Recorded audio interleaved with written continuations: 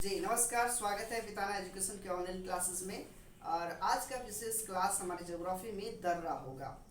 भारत में महत्वपूर्ण दर्रा अर्थात माउंटेन पास, इसे हमें समझने बहुत इम्पोर्टेंट है, क्योंकि जनरली जब भी आप किसी प्रतियोगी परीक्षा में बैठते हैं तो यहाँ से एक दो क्वेश्चन पूछने की संभावना बनी रहती है हमेशा से।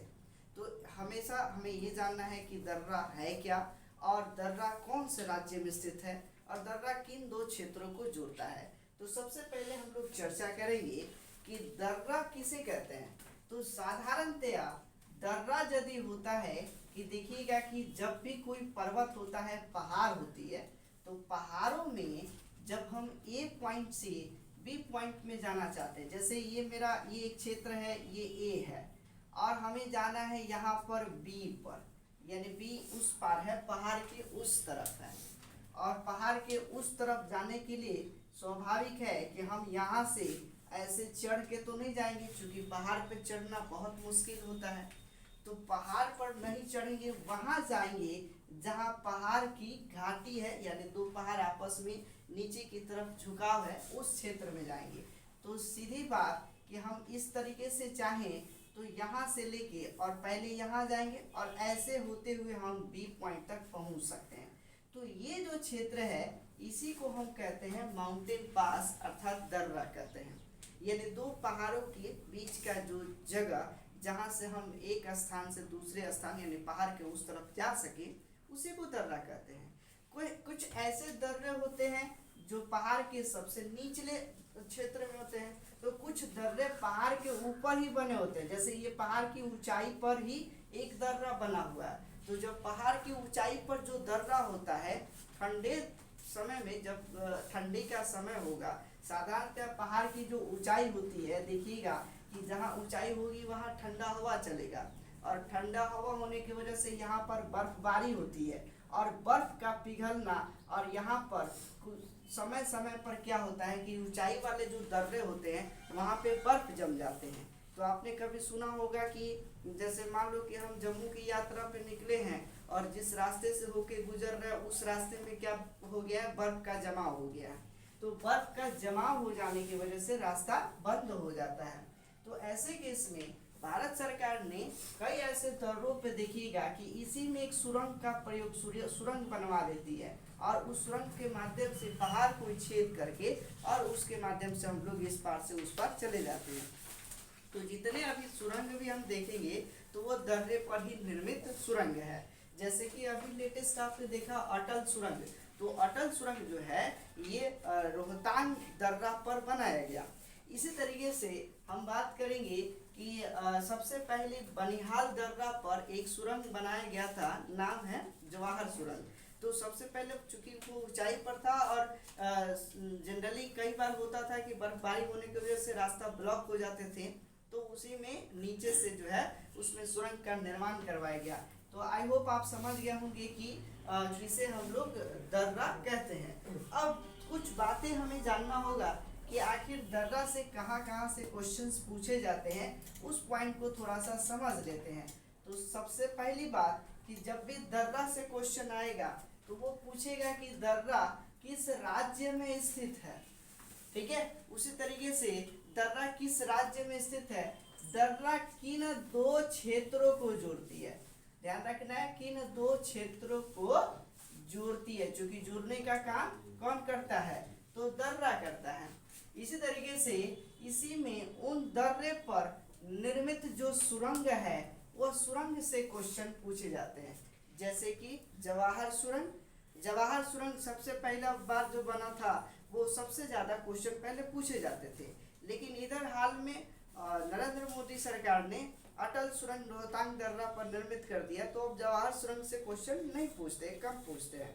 तो जनरली अटल सुरंग से ही क्वेश्चन अभी लेटेस्ट में पूछे जा रहा है। तो उन पॉइंट्स को हम लोग आगे चर्चा करेंगे, समझेंगे कि वो ऐसा क्या ऐसी जरूरत पड़ गई कि वहाँ पर अटल सुरंग निर्माण कराना पड़ा। तो ये बात आपने समझ लिया कि ये दर्रा क्या होता है।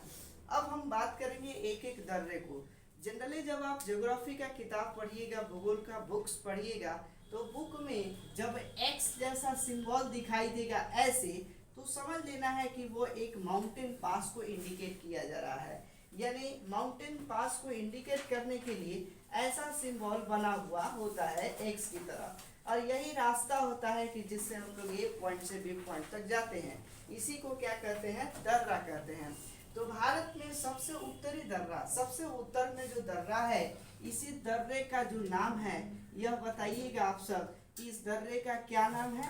तो काराकोरम दर्रा है।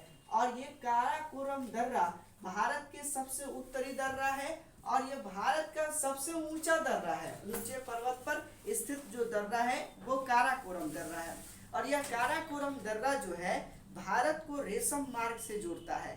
याद होगा इतिहास चैप्टर जब हम लोग पढ़ रहे थे तो मैंने चीन के में अभी अधिग्रहित रेशम मार्ग, जिसको कनिष्क के द्वारा उसे भी अधिग्रहित किया गया था, वो भी भारत का ही क्षेत्र था। तो पहले जो व्यापार होते थे एशिया में से, जब भी एशिया से यूरोप क्षेत्र में जो भी वस्तुएं जाती थी वो रेशम मार्ग होते हुए ही जाता था। तो रेशम मार्ग को जोड़ने का काम कौन सा दर्रा कर रहा था? तो वो है काराकोरम दर्रा। इसी तरीके से काराकोरम दर्रा के बाद हम लोग थोड़ा सी चर्चा करेंगे जम्मू और कश्मीर की तरफ। तो जम्मू और कश्मीर में हम इस पॉइंट को जम्मू समझ लेते हैं और इस पॉइंट को श्रीनगर समझ लेते हैं। जरा सा इसको हम श्रीनगर मान लेते हैं। ये श्रीनगर हो गया और ये हमारा जम्मू हो गया। तो जम्मू से श्रीनगर जाने के लिए एक दर्रे का प्रयोग करते हैं, और उस दर्रे का नाम क्या है? तो यही दर्रा है बनिहाल दर्रा। देखो याद रखने के लिए हम थोड़ी सी इस पर बात करेंगे कि जनरली क्या है, श्रीनगर जो है सबसे ज्यादा बर्फबारी वाला क्षेत्र है, वहां पर बर्फबारी अधिक होता है। क्योंकि कश्मीर में आपको पता होगा कि बर्फों का वो प्रदेश है, तो कभी कभी ऐसा होता है कि इतनी बर्फबारी होती है कि वहाँ के लोग परेशान हो जाते हैं। और उधर जाने के लिए, ये सब पर्वतीय क्षेत्र है, तो उधर जाने के लिए चूंकि कोई भी खाने पीने का सामान जल्दी नहीं पहुँच पाता था, तो नहीं पहुँचने के कारण ये जो है यहाँ एक दर्रा है, जिसके माध्यम से भारत सरकार के द्वारा बहुत सारे ऐसे खाने पीने खाद्य पदार्थों को जो है वहाँ पहुँचाने का काम किया जाता था, जिसकी वजह से लोग वहाँ के खुशहाल रहना शुरू कर दिए। तो यही खुशहाल से याद रखना कि यह कौन सा दर्रा है, बनिहाल दर्रा। यानी जम्मू से वस्तु ज्यादा था कि लोग भूखे ना मरे, तो इसके वजह से वहाँ लोग खुशहाल होना शुरू कर दिए। तो यही ध्यान रखना है कि जम्मू से श्रीनगर को कौन सा दर्रा जुड़ता है? तो बनिहाल दर्रा। और कभी कभी ऐसा हुआ कि बनिहाल दर्रा चूंकि पर्वतों की ऊंचाई पर था, तो वहां पर भी बनिहाल दर्रे पर भी बर्फबारी होना शुरू हो गया, और समय समय पर वो भी दर्रा बंद हो जाया करता था। इसके वजह से भारत सरकार ने वहां पर एक सुरंग का निर्माण करवाया, और वह सुरंग कौन सा है? जवाहर सुरंग। तो ध्यान रखना है कि बनिहाल दर्रा पर ही कौन सुरंग निर्मित है? तो जवाहर सुरंग निर्मित है, और यह लगभग 2.5 किलोमीटर लंबा सुरंग है। तो 2.5 किलोमीटर, जब हम उस सुरंग में जाएंगे तो 2.5 किलोमीटर आपको जो है यात्रा करना पड़ेगा। तो ये 2.5 किलोमीटर का सुरंग, तो इस पॉइंट को थोड़ा सा आपको ध्यान रखना होगा।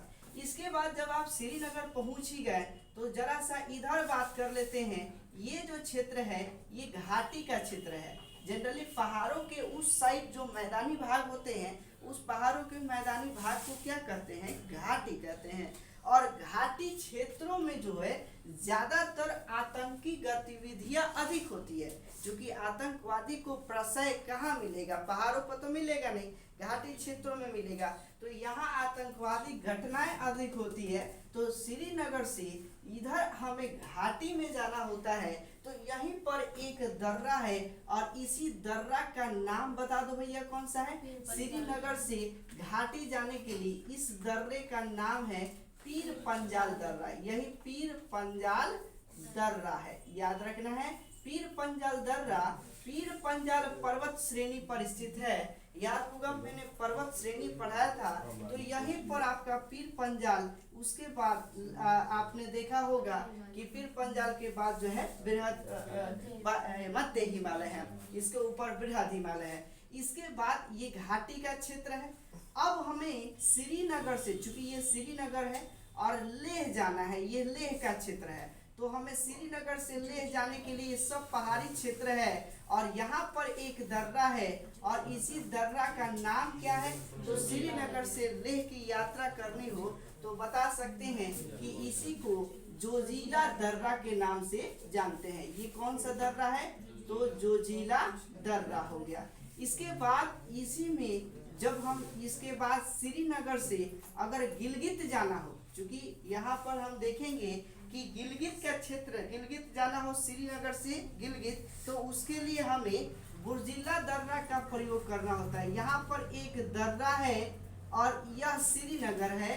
श्रीनगर से चलेंगे और यह गिलगित, चूंकि ये PO के क्षेत्र में पड़ता है, पाक ऑक्युपाइड कश्मीर, और उधर के जो घाटी के बाद का जो क्षेत्र है उस क्षेत्र को हम लोग गिलगित के नाम से जानते हैं। तो ध्यान रखना है कि यह कौन सा क्षेत्र है भैया, तो गिलगित है। मैं इधर यहाँ पर लिख देता हूँ, इसी को गिलगित कहते हैं। और गिलगित जाना हो श्रीनगर से गिलगित तो उसके लिए जिस माउंटेन पास का प्रयोग करते हैं, इसी दर्रे का नाम जो है बुर्जिला दर्रा है। ये कौन सा दर्रा है, तो बुर्जिला दर्रा है। तो इसे आप कहीं नोट डाउन कर सकते हैं कि श्रीनगर से गिलगित किस जाने के लिए किस दर्रे का प्रयोग करेंगे, तो बुर्जिला। और श्रीनगर से लेह जाने के लिए किस दर्रा का प्रयोग करेंगे, तो जोजिला।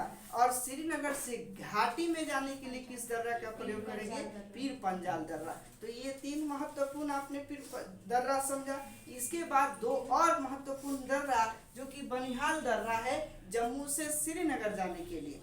इसी तरीके से एक और दर्रा जो भारत के सबसे उत्तरी और सबसे ऊंची दर्रा है, वह कौन सी दर्रा है, काराकोरम दर्रा। आई होप आपको ये 5 दर्रा याद हो गए होंगे और इन 5 दर्रा को मैं यहाँ पर पॉइंट वाइज करते चला जा रहा हूँ। नंबर 1 कौन सा दर्रा हमने समझा, तो ये है काराकोरम दर्रा। इसी तरीके से नंबर 2 हमने कौन सा दर्रा समझा, तो बनिहाल दर्रा, जो किसको किसको जोड़ता है, जम्मू और कश्मीर को। उसके बाद जम्मू और श्रीनगर को। श्रीनगर से घाटी में जाना हो तो हम किस दर्रा का प्रयोग कर सकते हैं, तो पीर पंजाल दर्रा का प्रयोग करेंगे। इसी तरीके से नंबर 4 श्रीनगर से अगर मुझे गिलगित जाना हो तो गिलगित जाने के लिए हम बुर्जिला दर्रा का प्रयोग कर सकते हैं। अब मैं यहाँ पर इसके बाद अगला है एक जो है हम कह सकते हैं, एक कौन सा है, जोजिला दर्रा। तो ये जोजिला दर्रा कहाँ जाएगा, श्रीनगर से हम लेह की तरफ यात्रा कर सकते हैं, ये श्रीनगर से लेह की तरफ। अब ये 5 दर्रा याद करने के लिए जो है हम एक ट्रिक का प्रयोग कर सकते हैं। ट्रिक का प्रयोग क्या है वो देखते हैं। जनरली जब हमें उत्तर भारत की यात्रा करनी हो तो कहना उत्तर भारत में हमारा एक मित्र है, उस मित्र का नाम है जेपी, है ना। तो जेपी जब हम उत्तर भारत जाते हैं तो कहते हैं का जेपी बाबू, माने हाल समाचार पूछेंगे कि क्या हाल है जेपी बाबू। तो का हाल है जेपी बाबू का मतलब हमें याद रखना है का जेपी बाबू। तो का जेपी बाबू याद रखिएगा तो उससे आपका जो है ये 5 गो दर्रा एकदम आसानी से याद हो जाएगा। तो का जेपी बाबू, का से हम कौन सा याद रखेंगे, काराकोरम दर्रा। उसके बाद जेपी बाबू, तो जे से हम याद रखेंगे कि ये कौन सा दर्रा की बात कर रहे हैं, जोजिला दर्रा। और पी से कौन सा दर्रा याद रखेंगे, तो पी से ये पीर पंजाल दर्रा हो गया। और बाबू तो ब से हमें बनिहाल दर्रा याद रखना है और इसके बाद बू से बुर्जिला दर्रा याद रखना है। तो बोलो जी 5 दर्रा तो निश्चित याद हो गया होगा, क्या जेपी बाबू। अब इसके बाद हम लोग चलेंगे इधर हिमाचल प्रदेश को। आपको पता होगा कि मैप पढ़ाते वक्त मैंने बताया था कि जो ह का क्षेत्र है यही हिमाचल प्रदेश है। तो हिमाचल प्रदेश में कहना ये कि देखो एक लड़की है और उस लड़की के आंचल में हमने हिम डाल दिए, तो हिम डाल देने की वजह से वो रोने लगी। तो रोने से याद रखना कि यहाँ पर एक दर्रा है और इसी दर्रे का नाम कौन सा है, रोहतांग दर्रा। और रोहतांग दर्रा कहाँ पर स्थित है, हिमाचल प्रदेश में स्थित है। इसी तरीके से रोने लगी तो वो धीरे धीरे रो रही थी कि बड़ी जोर से रो रही थी? तो बड़ी जोर से रो रही थी। इसीलिए यहाँ पर एक दर्रा है और इस दर्रा का नाम है बड़ा लाचा दर्रा। इसके बाद देखिए कि बहुत कहने का मतलब है बड़ा लाचा दर्रा बड़ी जोर से रो रही थी। तो इसको बोले कि छिपाए किला में, यानी किला में उसको छिपाए, किसको? तो हिम को, बर्फ को, तब जाके शांत हुई। और यही छिपाए किला में, तो इस दर्रा का नाम क्या है? सीप कीला दर्रा। देखो 3 दर्रा महत्वपूर्ण है हिमाचल प्रदेश में। इस दर्रा का नाम क्या है? सीप कीला दर्रा, सीप कीला दर्रा। और इस दर्रे का नाम क्या है बता सकते हैं? बड़ा लाचा दर्रा। ठीक है। और इसके बाद इस दर्रे का नाम बता दीजिएगा, यह कौन सा दर्रा है? तो रोहतांग दर्रा है। तो अब हमें एक एक पॉइंट्स को बताते चलिए कि सीप कीला दर्रा किन 2 क्षेत्रों को जोड़ता है? तो भारत और तिब्बत को जोड़ता है, भारत और तिब्बत को जोड़ता है। और इसी तरीके से बड़ा लाचा दर्रा किसको तो जोड़ने का काम करता है? मनाली और शिमला। बहुत बढ़िया। तो यहाँ पर जो है यही क्षेत्र है मनाली, और ये जो क्षेत्र देख रहे हो ये है शिमला। ठीक है। तो यहाँ से शिमला जाना है, तो शिमला जाने के क्रम में एक दर्रा पड़ता है और उसी दर्रा का नाम क्या है? उस दर्रे का नाम है बड़ा लाचा दर्रा। मनाली से शिमला की यात्रा करनी हो तो किस दर्रा का प्रयोग करना पड़ेगा? बड़ा लाचा दर्रा। अब बताइए रोहतांग दर्रा किन 2 क्षेत्र को जोड़ता है? मनाली से लेह। चूंकि यह लेह का क्षेत्र है, तो लेह जाना हो तो इस मनाली से लेह क्षेत्र में जाने के लिए किस दर्रा का प्रयोग करेंगे? रोहतांग दर्रा का प्रयोग करेंगे। तो आई होप आपको हिमाचल प्रदेश के 3 दर्रा याद हो गए। 3 कौन कौन सा दर्रा है?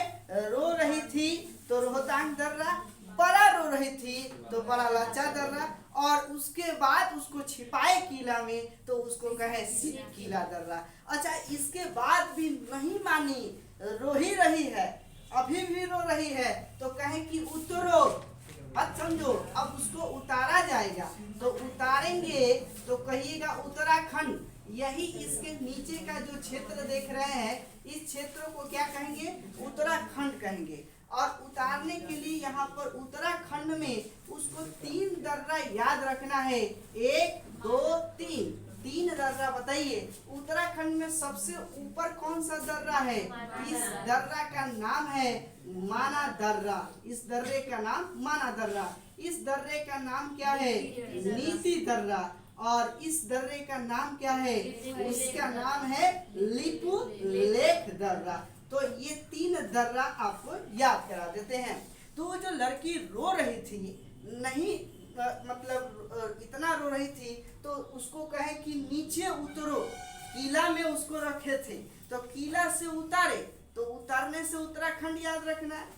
और उसको मनाए कि मान लो, तो मनाए तो माना दर्रा।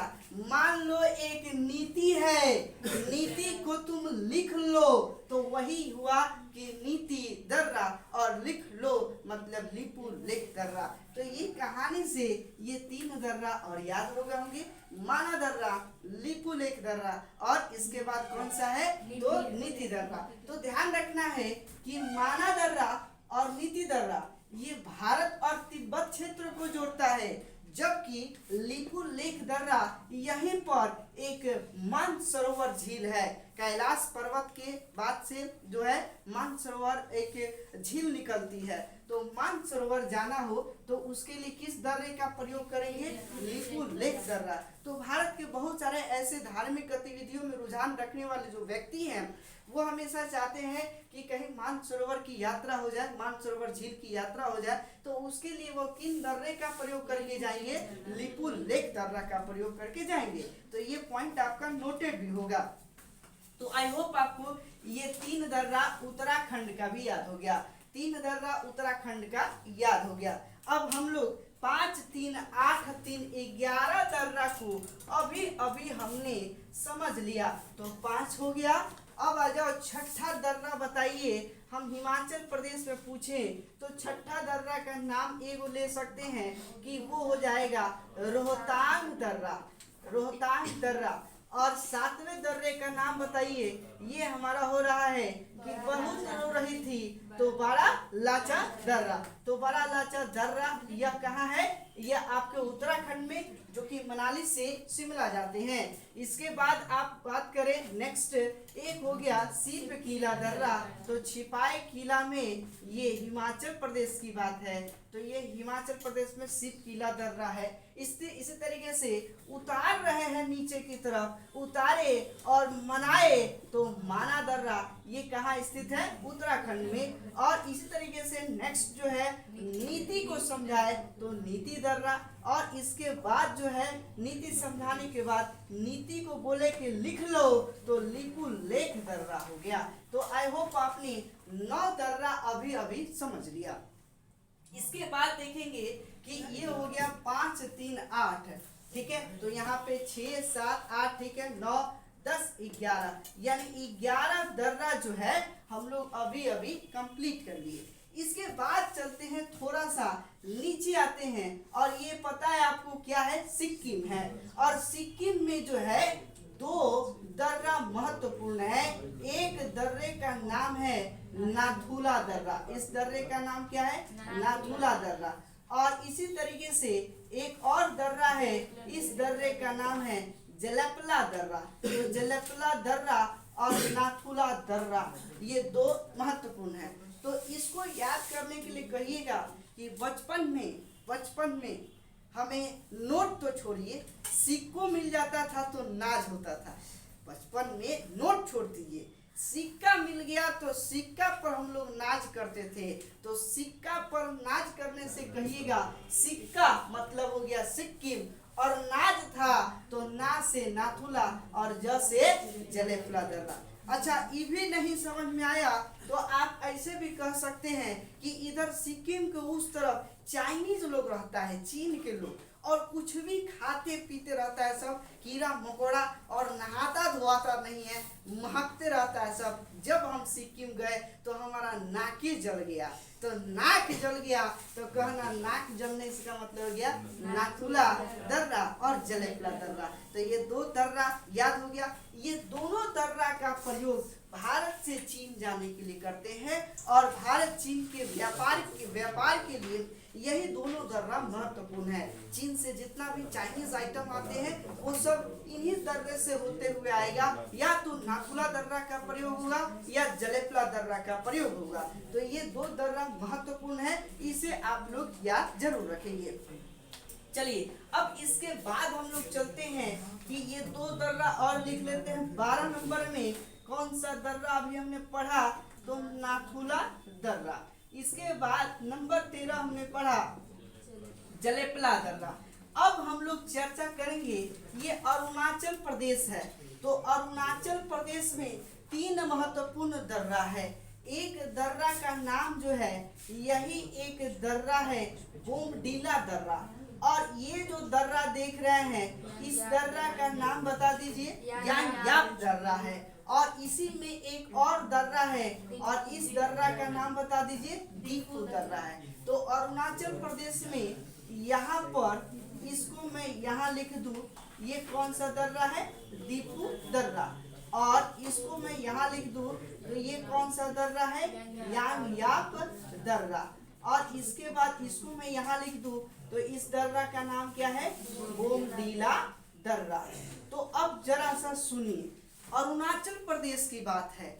अरुणाचल प्रदेश जो है वहां पर सबसे पहले सूर्य दिखाई देते हैं, यानी सबसे पहले भोर वहीं पे होता है। तो सबसे पहले सूर्य दिखाई देते हैं, तो दिखाई से याद रखना है कि यह दीफू दर्रा है। तो सूर्य दिखाई देंगे तो कहेंगे क्या कि भोर का समय है, सुबह का समय है। पहले सुबह उठते उठते जाप कर लो, जाप कर लो। तो जाप करेंगे, इसी से याद रखेंगे कि ये यांगयाप दर्रा, याप मतलब जाप होता है। तो जाप कर लो, सुबह सुबह जाप करेंगे। तो मुंह में जाप करेंगे कि बोल के? तो बोल के। तो बोल के दर मतलब बोल, इसलिए बोल के इस यहाँ पे याद रखना है कि यह बोमडीला दर्रा है। तो याद हो गया होगा कि दीफू दर्रा मतलब सूर्य दिखे, तो दीफू दर्रा अरुणाचल प्रदेश में दिखेगा। और दिखते ही जाप करेंगे तो यांग याप दर्रा, और कैसे जाप करेंगे तो बोल के जाप करेंगे, इसलिए बोमडीला दर्रा। तो ये बात आपने समझ लिया कि बोमडीला दर्रा, यांग याप दर्रा और दीफू दर्रा ये सब कहाँ स्थित है, तो ये हमारे स्थित है अरुणाचल प्रदेश में। अब बताइए बोमडीला दर्रा किनको जोड़ता है, भारत और चीन को जोड़ता है। और यही हम लोग यांग याप दर्रा और इसके बाद दीफू दर्रा जो देखेंगे, ये जो होता है भारत को म्यांमार से जोड़ने का काम करता है। इसी तरीके से नेक्स्ट हम लोग चर्चा करेंगे।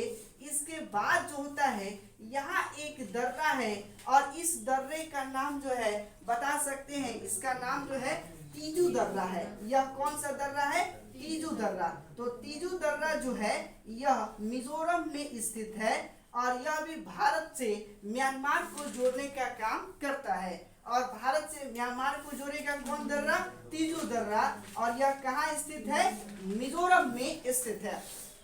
अब हम बात करेंगे, ये थोड़ा सा 4 पॉइंट को नोट डाउन कर ले कि हमने कौन कौन से दर्रे को अभी समझा। तो अरुणाचल प्रदेश में बता सकते हैं सबसे पहले कौन सा दर्रा था, दीफू दर्रा। इसके बाद जो है नेक्स्ट हमने कौन सा पढ़ा, इधर नोट कर ले या यहाँ आ भी जाएगा। नेक्स्ट हमने पढ़ा दीफू दर्रा के बाद यांग याप दर्रा, बोले नंबर 16। इसके बाद कौन सा दर्रा पढ़े, बोमडीला दर्रा, बहुत बढ़िया, बोमडीला दर्रा। और इसके बाद 17 नंबर हमने पढ़ लिया तीजू दर्रा। तो मुझे लगता है कि उत्तर भारत के दर्रा और उत्तर पूर्वी भारत के दर्रा हमारा कंप्लीट हो गया।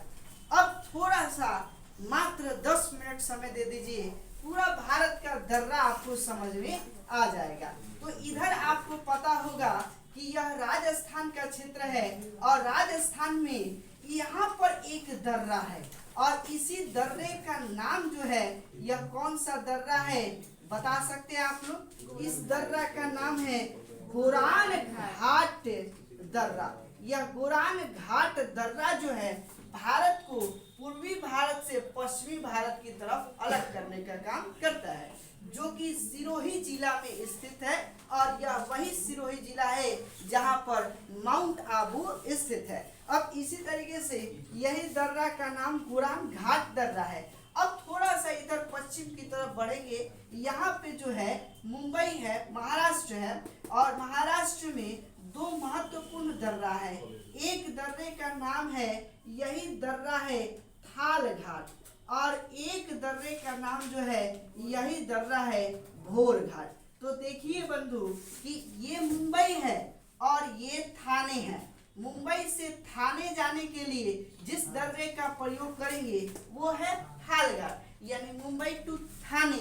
थाने बोलेंगे तो वही आप याद रखना है कि मुंबई टू थाने ही भारत में सबसे पहली बार रेल चलाया गया था, याद होगा आपको। तो यही मुंबई टू थाने जाने के लिए जिस दर्रा का प्रयोग करते हैं वही दर्रा क्या है, तो थाल घाट है। था से याद रखना थाने। अब मुंबई से यहाँ पुणे है, मुंबई से पुणे जाना हो तो पुणे जाने के लिए जिस दर्रे का प्रयोग करते हैं वही दर्रा है भोर घाट। हालांकि मुंबई टू चेन्नई जाने के लिए, तमिलनाडु क्षेत्र में जाने के लिए हम इसी दर्रा का प्रयोग करते हैं, भोर घाट का ही प्रयोग करके हम मुंबई टू चेन्नई की यात्रा कर सकते हैं। और वही मुंबई टू पुणे भी जाना हो तो हम किसका प्रयोग करेंगे, तो भोर घाट का ही प्रयोग करेंगे।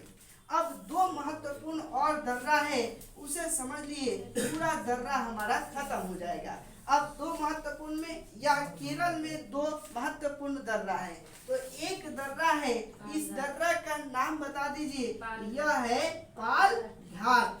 यह दर्रा जो है केरल से किसको जोड़ता है, तमिलनाडु को जोड़ने का काम करता है। केरल टू तमिलनाडु, चूंकि यह तमिलनाडु का क्षेत्र है और केरल से तमिलनाडु जाने के लिए जिस दर्रे का प्रयोग करेंगे वह दर्रा का नाम क्या होगा, पाल घाट। और एक और दर्रा है, इस दर्रा का नाम जो है सीनकोटा दर्रा। याद रखना है सीन कोटा दर्रा। तो ये सीन कोटा दर्रा जो है यह किसको जोड़ता है? केरल की राजधानी तिरुवनंतपुरम, और इधर हम लोग मदुरई क्षेत्र है, तो तिरुवनंतपुरम से मदुरई जाने के लिए, कहाँ जाने के लिए? मदुरई जाने के लिए। यह क्या है? तिरुवनंतपुरम। तो तिरुवनंतपुरम से मदुरई को कौन सी दर्रा जोड़ने का काम करता है? तो सीन कोटा दर्रा काम करता है। और इस तरीके से हमने यहाँ पर 17 और इसके बाद ये 18 हो गया, इधर हमारा 19 हुआ, ये 20 हो गया, 21 हो गया और 22 हो गया। टोटल हमने 22 दर्रा भारत का हमने समझा, जो कि किताबों में एक जगह समग्र मिलना बहुत मुश्किल है। और इस तरीके से ये सारे दर्रे आपने समझ लिया ऑन मैप, और मैप पर जिसने समझ लिया, जिसने मैप को ठीक कर लिया, उसका ज्योग्राफी से क्वेश्चन गलती से भी गलती नहीं होगा। तो मिलते हैं अगले क्लास के वीडियो के साथ। वीडियो आपको पसंद आया तो वीडियो को लाइक अवश्य करें। धन्यवाद। Thanks a lot.